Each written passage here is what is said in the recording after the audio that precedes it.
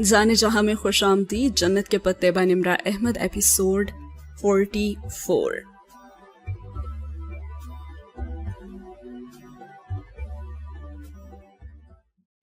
Scene वहीं से start होता है जहां पे प्रोफेसर साहब जवाब दे रहे हैं।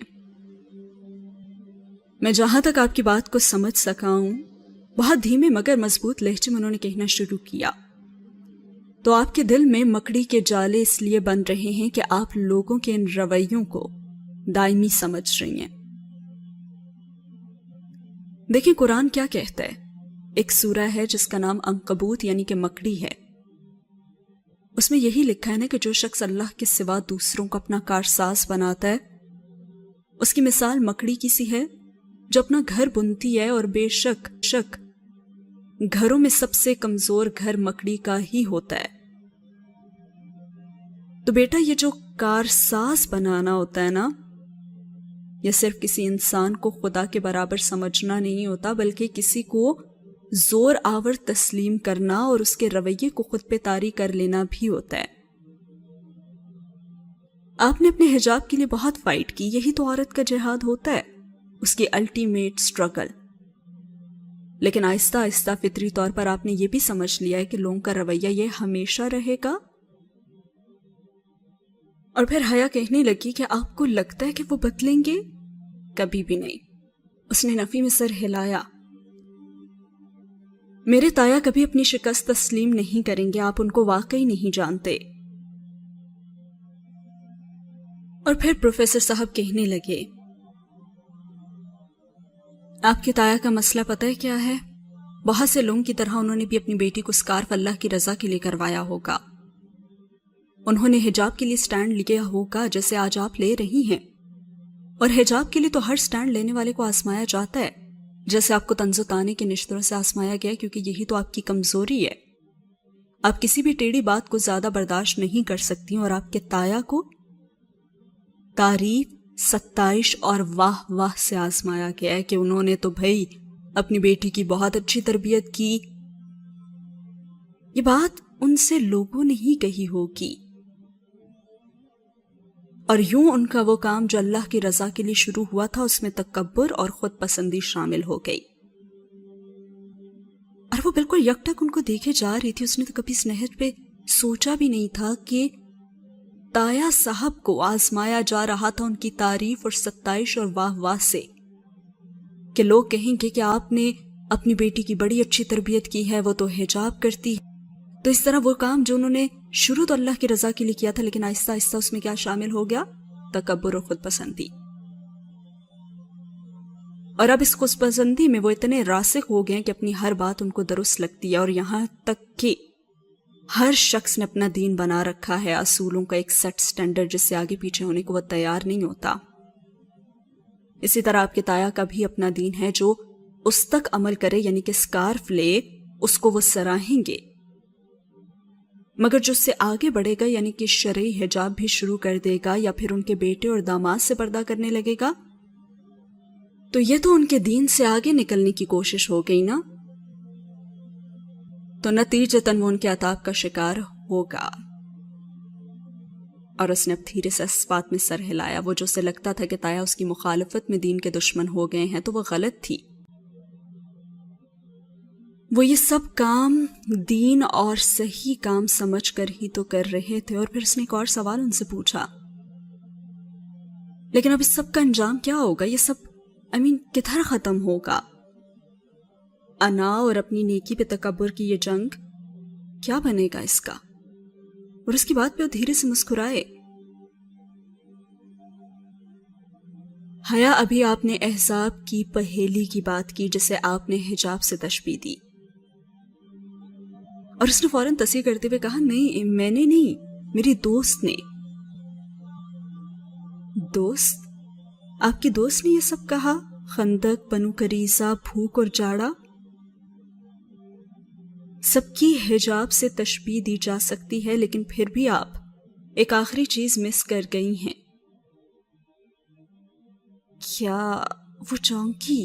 क्या आयशा कुछ मिस कर गई थी? आपने अहज़ाब की पहेली अभी मुकम्मल हल नहीं की। आप बस एक चीज نہیں دیکھ رہی جو اس پہیلی کی اصل ہے اور اس کی بنیاد ہے. ایک چیز جو واقعی آپ بھول گئی ہیں. وہ کیا چیز سر؟ وہ آگے ہو کر بیٹھی. اگر وہ میں آپ کو بتاؤں یا پھر سمجھاؤں تو آپ کو اس کا اتنا فائدہ نہیں ہوگا جتنا کہ آپ خود سوچیں گی تو ہوگا. قرآن کی پہیلیاں خود حل کرنی پڑتی ہیں اور خود سوچیں، خود ڈھونڈیں. آپ کو اپنے مسئلے کا سیدھا سیدھا حل نظر آ جائے گا.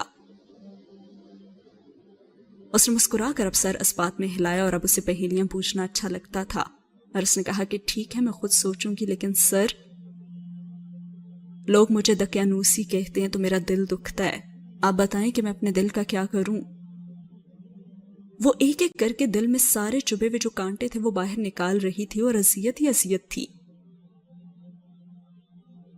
اور پروفیسر صاحب اسے کہنے لگے کہ دقیانوسی کیا ہوتی ہے حیا؟ اور اس نے جواب دینے کے لیے لب بھی کھولے اور کچھ کہنا چاہتی تھی کہ پرانا، بیکورڈ اور پینڈو، لیکن رک گئی. اہل علم کے سوالات کا جواب کسی اور طریقے سے دینا چاہیے. آپ بتائیں سر کیا ہوتا ہے؟ اور ڈاکٹر حسن ذرا سے مسکرائے. اصحاب کہف کا قصہ تو سنا ہوگا آپ نے، جس بادشاہ کے ظلم و جبر سے اور اللہ تعالیٰ کی فرما برداری سے روکے جانے پہ انہوں نے اپنے گھر چھوڑ کر غار میں پناہ لی تھی. اس بادشاہ کا نام دقیانوس تھا. کنگ ڈیسیس دقیانوس کا طریقہ اللہ تعالیٰ کی فرما برداری سے روکنا تھا. تو اللہ تعالیٰ کی اطاعت کی کوئی چیز دقیانوس کیسے ہو سکتی ہے بھلا؟ اور پھر وہ لمحے بھر کو بالکل چپ رہ گئی. میں تو یہ سمجھ جاؤں گی لیکن ان کو کیسے سمجھاؤں؟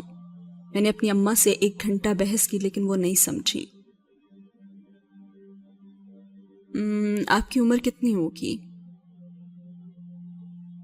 23 سال کی ہونے والی ہوں. اس نے بنا حیران ہوئے بتایا.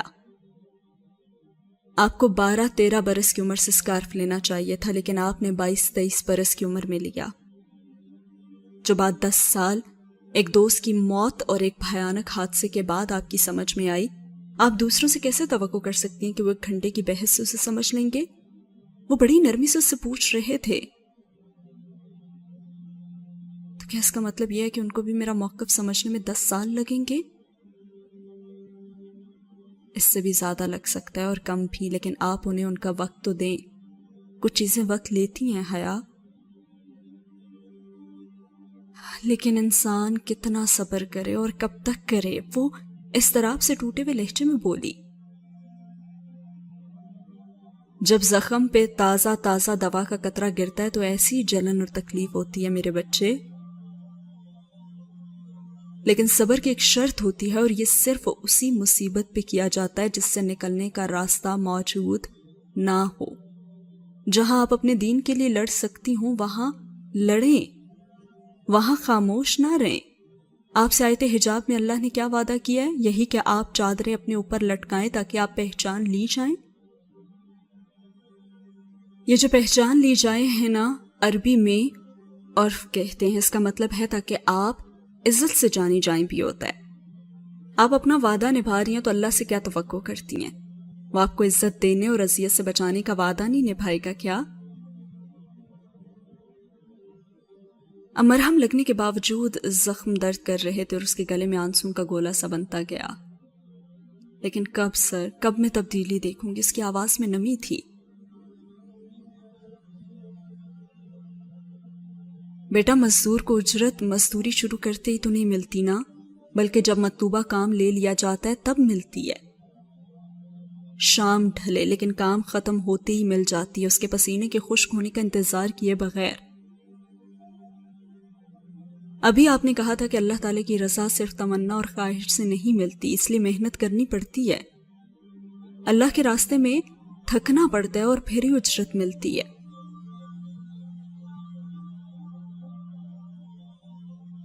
اور تبھی اس کے فون کی گھنٹی بجی تو وہ رکے اور ریسیور اٹھایا اور چند ثانیے کو عربی میں بات کرتے رہے اور پھر ریسیور رک کر اٹھے. میں تھوڑی دیر میں آتا ہوں، تب تک آپ بیٹھیں. سوری، میں آپ کو زیادہ کچھ آفر نہیں کر سکتا سوائے اس کے. انہوں نے صحیح ٹیبل پہ رکھا شیشے کا جار اس کے سامنے میز پہ رکھا جو گلابی ریپر والی کینڈی سے بھرا ہوا تھا. It's okay sir. وہ خفیف سی ہو گئی اور پھر اسے بتانے لگے کہ 2 ہفتے قبل ہی ہم ترکی گئے تھے. یونیورسٹی آف استنبول میں ایک کانفرنس تھی اسی سلسلے میں, اور یہ بھی میں کیپیڈوکیا سے لایا ہوں. آپ کو ترکی پسند ہے نا؟ سو یہ بھی اچھی لگے گی. میں بھی آتا ہوں. وہ مسکرا کر بتاتے ہوئے چند کتب اٹھائے جن میں سر فہرست ہولی بائبل تھی باہر نکل گیا, اور اس نے بھیگی آنکھیں رگڑی اور پھر مسکرا کر جار کھولا. اندر ہاتھ ڈال کر 2 کینڈیز نکالی. گلابی ریپر اتار کر اس نے کینڈی منہ میں رکھی اور پھر ریپر کو الٹ پلٹ کر کے دیکھا. اس پہ کوئی عجیب و غریب سا غار بنا تھا, لیکن جو بھی تھا اس نے دوسری کینڈی اور ریپر پرس میں ڈال دیے, اور ترکی سے متعلقہ ہر چیز اسے بہت پیاری تھی. اب کینڈی کو اپنے منہ میں محسوس کرتے اس نے گردن موڑ کر جب بند دروازے کو دیکھا جہاں سے ابھی ابھی سر گئے تھے, اور پھر سوچنے لگی کہ کچھ لوگ صرف دین کی وجہ سے آپ کے کتنے قریب آ جاتے ہیں. اور سین ہوا یہاں پہ ختم.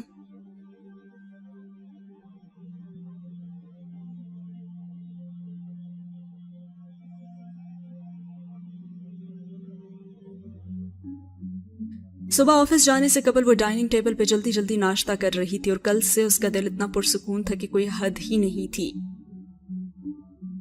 کبھی کبھی انسان کو اپنا بوجھ بانٹ لینا چاہیے, لیکن صحیح بندے کے ساتھ اور صحیح وقت پہ. نور بانو. فاطمہ قریبی کچن میں کھڑی نور بانو کو ہدایات دے رہی تھی. آبدہ بھابھی اور سہرش دوپہر کے کھانے پہ یہاں ہوں گی, تو تم لنچ کی تیاری ابھی سے شروع کر دو, اور یوں نہ کرنا کہ. اور جوس کا گلاس لبوں سے لگاتے لگاتے وہ ٹھہر سی گئی. آبدہ چچی اور سہرش کے چکر ان کے گھر بڑی نہیں گئے تھے کہیں؟ پرسوں ہی تو آئی تھی اور پھپھو کے لیے ایک بہت قیمتی جوڑا بھی لائی تھی, اور آج پھر آ رہی ہیں. بھلا کیوں؟ اماں. کرسی سے اٹھ کر ٹشو سے ہاتھ صاف کرتے اس نے فاطمہ کو آتی ہوئے دیکھ کر پکارا. چچی کیوں آ رہی ہیں؟ ابا سے ملنے؟ نہیں, تمہاری پھپھو کے ساتھ شاپنگ پہ جانا چاہتی ہیں. سہرش کے کالج میں کوئی فنکشن ہے اور اسے آئرش طرز کی دلہن بننا ہے, تو وہ اس کے لیے کوئی خاص ڈریس بنوانا چاہتی ہے. اور تمہیں پتا تو ہے کہ سبین کو تجربہ ہے کپڑوں وغیرہ کے لیے, تو اسی لیے. اچھا. اور وہ بھی اپنا عبایا پہننے لگی. پہلے تو سہرش کسی سے مشورے نہیں لیتی تھی, تو اب کیوں؟ اور پھپھو ہی کیوں؟ یا پھر وہ جہان سکندر بنتی جا رہی تھی, ہر ایک پر شک کرنا. اور نقاب کی پٹی سر کے پیچھے باندھ کر باہر نکل آئی. خیر جو بھی ہو, اسے آتے دیکھ کر ڈرائیور نے فوراً پچھلی نشست کا دروازہ کھولا, اور وہ اندر بیٹھنے ہی لگی تھی کہ ارم کی آواز نے اسے چونکا دیا. حیا. اور وہ بیٹھتے بیٹھتے رکی اور حیرت سے پلٹی, اور ارم سامنے ہی کھڑی تھی, سر پہ دوپٹہ لیا, آنکھوں تلے ہلکے, چہرے پہ اور سنجیدگی. ارم. اسے حیرت ہوئی. ارم چلتی اس کے سامنے آئی. بات کرنی تھی تم سے کچھ. اور پھر اس نے ڈرائیور کو دیکھا اور پھر اس سے کہا کہ تم باہر جاؤ. وہ جیسے اسی جگہ پہ بات کرنا چاہتی تھی, اور ڈرائیور فوراً تابیداری سے وہاں سے ہٹ گیا. ہاں بتاؤ کیا بات ہے؟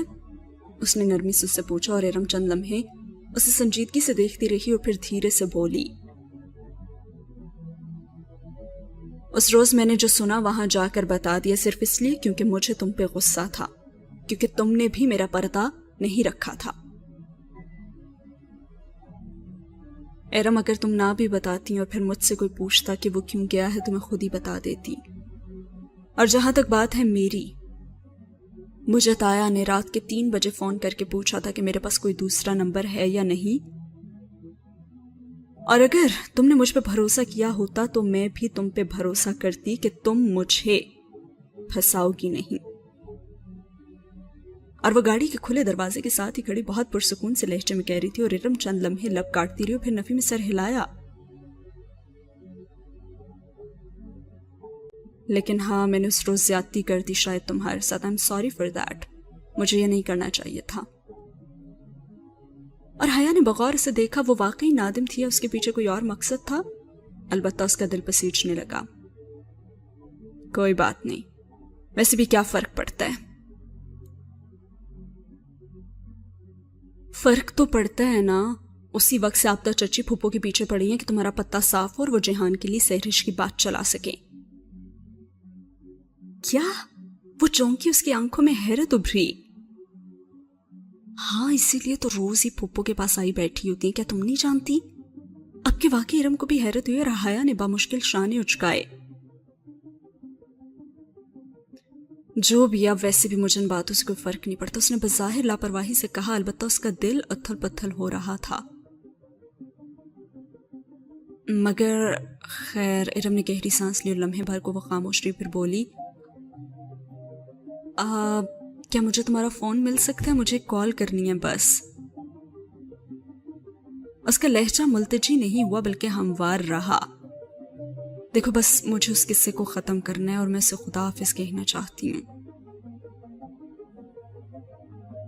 और हाया ने सोचा, अच्छा तो ये बात थी, और उसने गहरी सांस अंदर को खींची।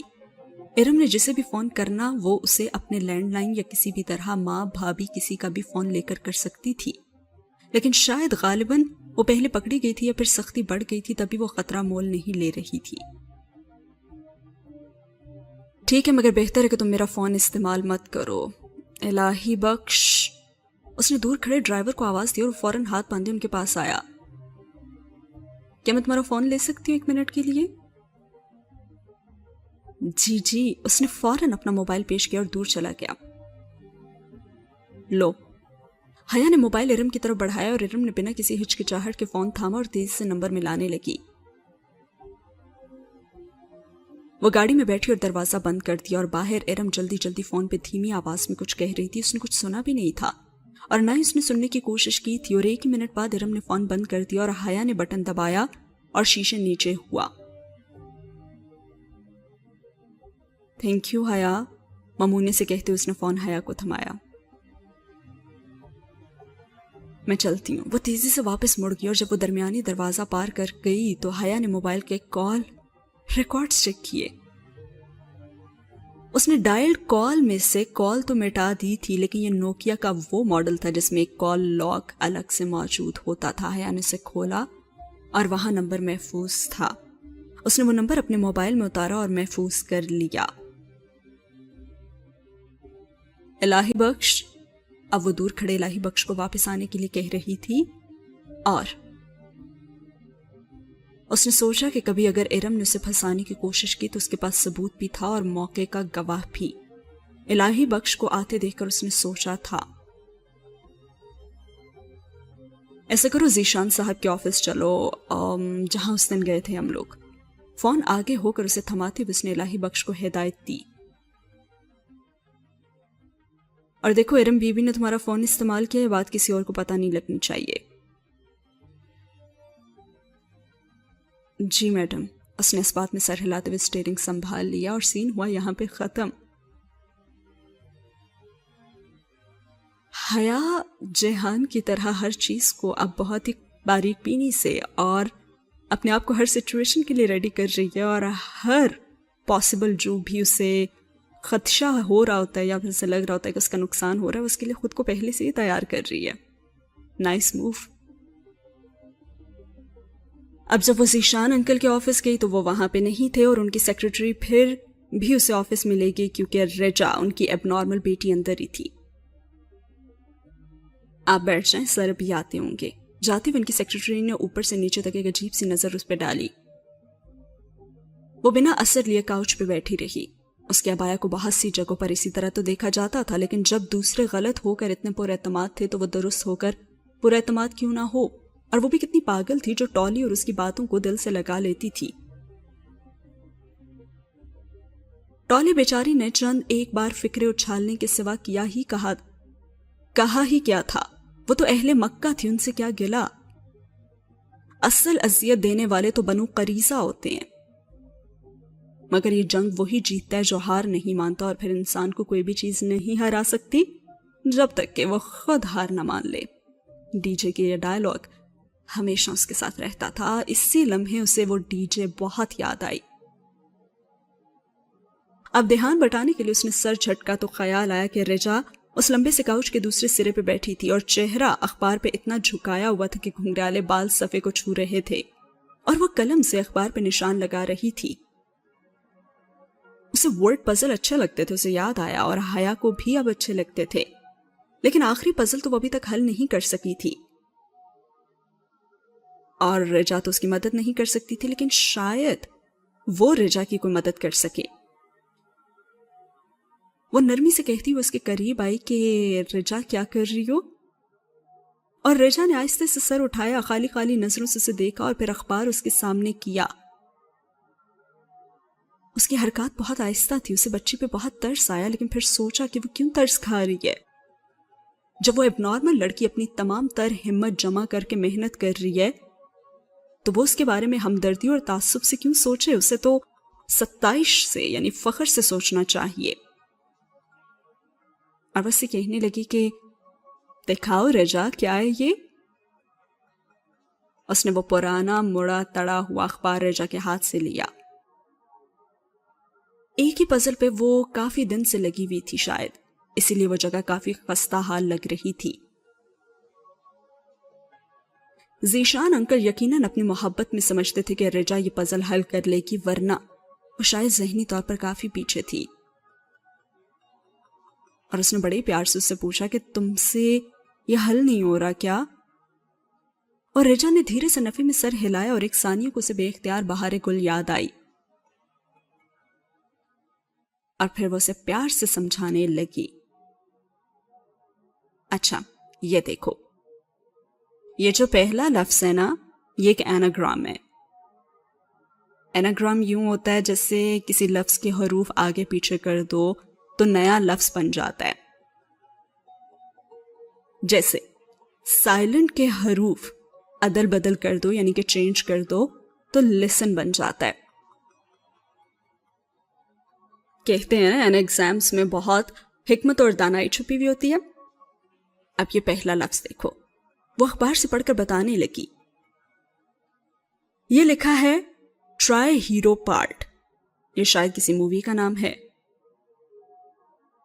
تمہیں بتانا ہے کہ اس کے حروف اگر چینج کر دیے جائیں تو کس مووی کا نام بنتا ہے، ٹھیک ہے؟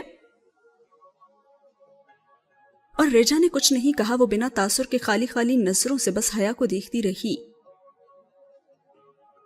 اور حیا نے چند ثانیے اس لفظ کو غور سے دیکھا اور پھر اس کی سمجھ میں آ گیا کہ ٹرائی ہیرو پارٹ کے حروف کی جگہ آگے پیچھے کی جائے تو بنتا ہے ہیری پوٹر۔ دیکھو اس سے ہیری پوٹر بنتا ہے۔ اب یہاں لکھو ہیری پوٹر۔ اس نے اخبار رجا کو تھمایا اور رجا نے دھیرے سے اس بات میں گردن ہلائی اور بہت آہستگی سے ایک ایک حرف خالی جگہ پہ اتارنے لگی۔ اب یہ اگلا مجموعہ دیکھو، اولڈ ویسٹ ایکشن، اس سے کسی مشہور ایکٹر کا نام بنتا ہے جو پرانی انگریزی ایکشن فلموں میں کام کیا کرتا تھا۔ بتاؤ کیا ہو سکتا ہے؟ وہ ان تین الفاظ کو دیکھتے ہوئے سوچ میں پڑ گئی اور ذیشان انکل کے پاس وہ کس کام سے آئی تھی اسے تو سب بھول ہی چکا تھا۔ او ہاں، کلائنٹ ایسٹ وڈ۔ وہ ایک دم چونکی اور بہت ہی اسے دلچسپ پزل لگا تھا یہ۔ ویسے رجا میں تو تمہیں چیٹنگ کروا رہی ہوں نا، اور یہ تو بہت ہی غلط بات ہے۔ چلو اب باقی نا تم خود سالو کرو، بس تمہیں ان الفاظ کے حروف کی جگہ کو چینج کرنا ہے جیسے بھی تھوڑی دیر پہلے میں نے کیا تھا، اور پھر تم نئے الفاظ بنا سکو گی، ٹھیک ہے؟ اور بات ختم کرنے سے قبل ہی اس کا ذہن اپنے اس آخری پزل کی طرف بھٹک گیا۔ سویپ، سویپ کرنے کا بھی یہ مطلب ہوتا ہے نا کہ کیا وہ کوئی ہنٹ تھا کہ اسے حروف کی جگہ کو سویپ کرنا ہے اور کوئی نیا لفظ بنانا ہے؟ لیکن وہ تو کل 12 حروف تھے اور پاسورڈ تو 8 حرف ہی ہونا چاہیے تھا، تو پھر وہ اسے کیا بنا سکتی تھی؟ ایک دم وہ بے چینی سے اٹھ کر کھڑی ہو گئی اور سوچنے لگی کہ ہو سکتا ہے کہ وہ 2 الفاظ کوئی ایناگرام ہی ہو۔ ایناگرام کے ذریعے کوڈز لکھنا تو بہت قدیم طریقہ تھا نا، اور یہ ہر دور میں استعمال ہوتا رہا تھا۔ فلسفے میں، آرٹ میں، فکشن، جاسوسی، ہر چیز میں کہیں نہ کہیں ایناگرامز کا ایک کردار ہوتا تھا. تو اسے پہلے یہ خیال کیوں نہیں آیا بھلا؟ فلیش ڈرائیو اس کے پاس پڑی ہوئی تھی پرس میں ہی، مگر اس کو صرف اپنے لیپ ٹاپ میں ہی لگانا چاہیے، اور ابھی ابھی وہ کام اس سے کرنا تھا. اور ذیشان انکل سے وہ بعد میں مل لے گی، اور ابھی اسے اپنے آفس پہنچنا تھا جہاں تنہائی میں وہ یہ کام کر سکے. اور پھر باہر سیکرٹری کو بتا کر، رجا کو بائے کہہ کر وہ تیزی سے باہر آئی، اور گاڑی میں اس نے اپنے موبائل سے گوگل آن کیا اور ایک ایناگرام فائنڈر ویب سائٹ کھولی تاکہ وہ دیکھ سکے کہ سائٹ سٹور سے کتنے ممکنہ الفاظ بن سکتے ہیں. 5483 مجموعات. نتیجہ دیکھ کر تو اس نے گہری سانس لیا. اب ان میں سے کون سا درست ہو سکتا ہے بھلا؟ خیر، وہ ان تمام الفاظ کو دیکھتی ہے، شاید کچھ مل جائے. پہلا مجموعہ تھا پیسٹی پاؤڈرز. نہیں، یہ نہیں ہے. اس نے خفگی سے نفی میں سر ہلایا. Trees swapped, so try swapped. وہ ان عجیب و غریب مجموعات پر سے نظر گزارتی تیز سے موبائل سکرین کو انگلی سے اوپر نیچے کر رہی تھی کہ ایک مجموعہ الفاظ پہ وہ ٹھہر سی گئی. وہاں پہ لکھا آ رہا تھا سٹوری سویپ کے حروف کو آگے پیچھے کرنے سے بننے والے یہ 2 الفاظ تھے. پہلا تھا ٹائپ پاسورڈ. Type password. اس نے حیرت سے دہرایا، یعنی کہ پاسورڈ ٹائپ کرو، کیا مطلب؟ اور پھر روشنی کے کسی کوندے کی طرح وہ اس کے دل و دماغ کو روشن کر گیا. پاسورڈ میں پورے 8 حروف ہوتے ہیں نا، اور ٹائپ پاسورڈ کا مطلب یہ نہیں تھا کہ وہ کوئی خفیہ لفظ ٹائپ کرے، بلکہ اس کا مطلب یہ تھا کہ وہ لفظ پاسورڈ ہی ٹائپ کرے. لفظ پاسورڈ جو آج بھی دنیا میں سب سے زیادہ استعمال ہونے والا پاسورڈ ہے، اور لاکھوں ای میل ہولڈرز کا پاسورڈ آج بھی یہی لفظ پاسورڈ ہی ہے. دنیا کا سب سے کامن اور سب سے آسان پاسورڈ. اس نے موبائل بند کیا اور پرس میں ڈالا اور تیز چلاؤ گاڑی الہی بخش. وہ بے چینی سے بولی تھی اور اپنے آفس پہنچنے کی اسے اتنی جلدی پہلے کبھی بھی نہیں ہوتی تھی. میں آفس جا رہی ہوں، لیکن پلیز میں کسی سے ملنا نہیں چاہتی، سو مجھے کوئی ڈسٹرب نہیں کرے گا، ٹھیک ہے؟ ابا کی سیکرٹری کو وہ دھیمے لہجے میں کہتی ہوئے آگے کو بڑھ گئی. آفس مکفل کرنے اور نقاب اتارنے کے بعد اس نے لیپ ٹاپ کھول کر میز پہ رکھا اور پرس سے مخملی ڈبی نکالی. اس کا دل زور زور سے دھڑک رہا تھا اور اندر سے فلیش ڈرائیو ویسی ہی رکھی ہوئی تھی. اس نے اسے باہر نکالا اور ڈھکن کھول کر ساکٹ میں ڈالا. چند لمحوں بعد اسکرین پہ 8 چوک تھے اس کے سامنے چمک رہے تھے. کی بورڈ پہ انگلیاں رکھ کر اس نے لمحے بھر کو آنکھیں بند کر کے گہری سانس اندر کو کھینچی اور پھر آنکھیں کھولی. اگر وہ غلط ہوئی تو وہ اس فائل کو کھو دے گی، لیکن اسے یقین تھا کہ پاسورڈ ہی وہ لفظ تھا جو اسے اس فائل میں داخل کر دے گا. اور ٹھنڈی پڑتی آنکھوں سے اس نے ٹائپ کیا PASSWORD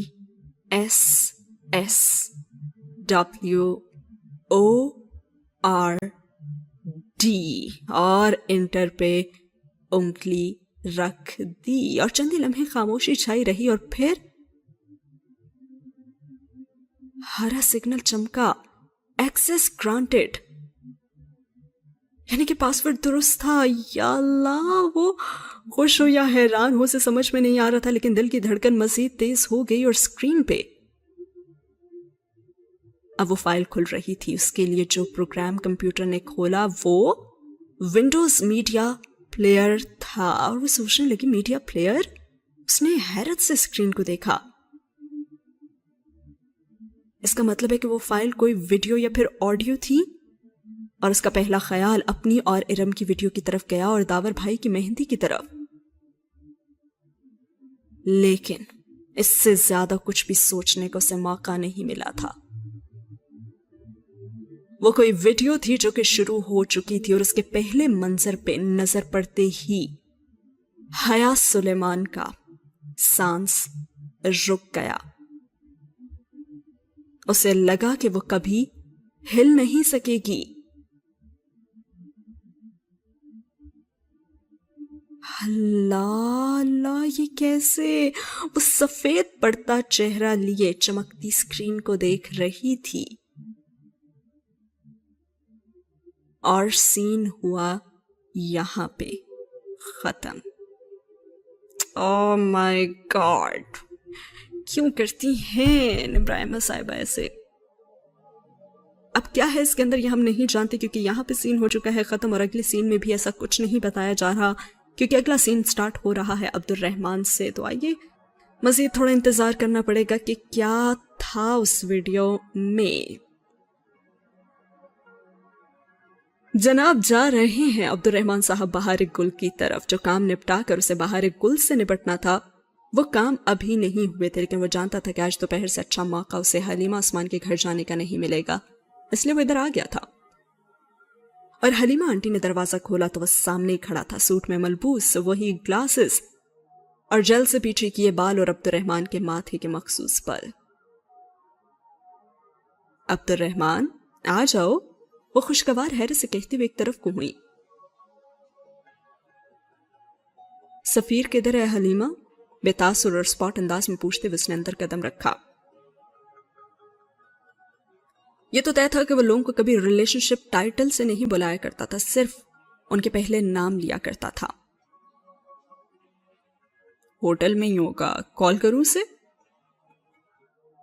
نہیں، آپ اسے کال نہیں کریں گی. اور یہ بہارے کی طرح اس نے ایک لفظی استفسار کیا. جتنا حلیمہ عثمان اسے جانتی تھی وہ بھانپ گئی تھی کہ وہ بہت برے موڈ میں تھا. وہ تو اندر اسٹڈی روم میں ہی بیٹھی اور بہت اداس ہے. انہوں نے ملال سے بتایا کہ شاید اس کا دل نرم کرنے کی کوشش کریں وہ، اور ہو بھی جائے. حرکتیں جو ایسی ہیں اس کی، اداس تو ہونا ہے. وہ بے حد اور غصے میں کہتے ہوئے لمبے لمبے ڈگ بھر کر اسٹڈی روم کی جانب بڑھ گیا اور بنا دستک کے دروازہ دھکیلا تو کرسی پہ بیٹھی بہار گل نے چونک کر سر اٹھایا. پورے گھنگرالے بالوں کی پونی بنائے لمبے فراک میں ملبوس وہ جو واقعی غمزدہ لگ رہی تھی، اسے دیکھ کر تو اس کی آنکھیں چمک اٹھی. عبد الرحمن! وہ کرسی سے اٹھی اور میز کے پیچھے سے گھوم کر سامنے آئی اور بہارے کا پھول جیسا چہرہ کھل اٹھا تھا. اور وہ تو شدید غصے میں تھا اور کہنے لگا، بہت اچھا لگتا ہے تمہیں دوسروں کو اذیت دینا. وہ اتنے غصے سے بولا تھا کہ وہ وہیں رک گئی اور چہرے کی وہ جو چمک تھی وہ تو بجھ گئی. میں تمہارے لیے کیا نہیں کرتا اور تم بدلے میں میرے لیے مسائل پہ مسائل بڑھاتی چلی جاتی ہو. ارے تم میری دوست ہو یا دشمن؟ اور اس کی بڑی بڑی بھوری آنکھوں میں نمی اتر آئی. تم مجھ سے ناراض ہو عبد الرحمن؟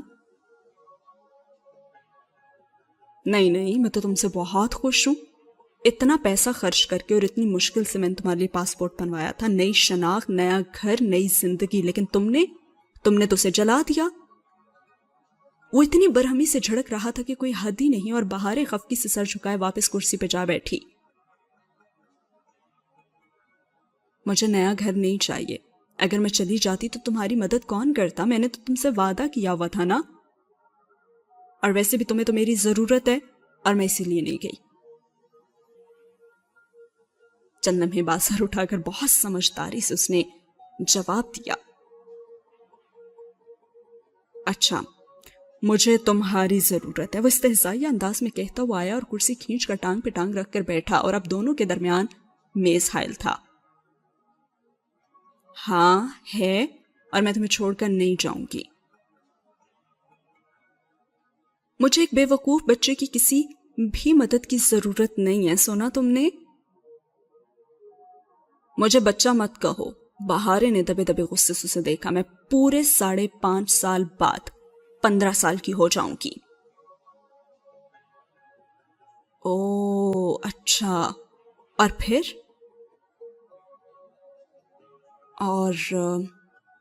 اور تم مجھ سے تب شادی کرو گے نا؟ اس نے ڈرتے ڈرتے پوچھا، اور عائشہ نہ بھی ہو تب بھی سے لگتا تھا کہ وہ کہیں نہ کہیں سے خفقی سے اسے دیکھ ہی رہی ہوگی. بہار گل، اس نے بیزاری سے سر جھٹکا، میں تم سے کبھی شادی نہیں کروں گا، بلکہ جو تم کر رہی ہو نا اس سے تم مجھے مروا ضرور دو گی. नहीं ऐसे मत कहो, मैं तुम्हें हर्ट नहीं कर सकती। और उसकी आंखें वाकई डुबडुबा गई थीं। मगर तुम हमेशा मुझे हर्ट करते हो और तुम हमेशा मुझसे झूठ बोलते हो। अच्छा तो बताओ कि कौन सा झूठ बोला मैंने तुमसे, जरा मैं भी तो सुनूं। उसके तेवर वैसे ही लग रहे थे मगर पल के सुकेड़े अब वो जिस तरह उसे देख रहा था, बहारे को महसूस हुआ कि वो दिलचस्पी से उसकी बात सुनने का मुंतजिर है और उसका गुस्सा भी जरा कम हुआ है। बहुत सारे झूठ, इतने तो अदालार में बगले नहीं हैं जितने झूठ तुमने मुझसे बोले हैं। वो खफस अंदाज में मगर डरते डरते कह रही थी। लेकिन तुम जानते हो मुझे अब सब कुछ पता चल चुका है। मसलन क्या पता चल गया तुम्हें मेरे बारे में? और बहारे को लगा कि वो जरा सा मुस्कुराया था और चैलेंज देती मुस्कुराहट और उकसाती हुई मुस्कुराहट।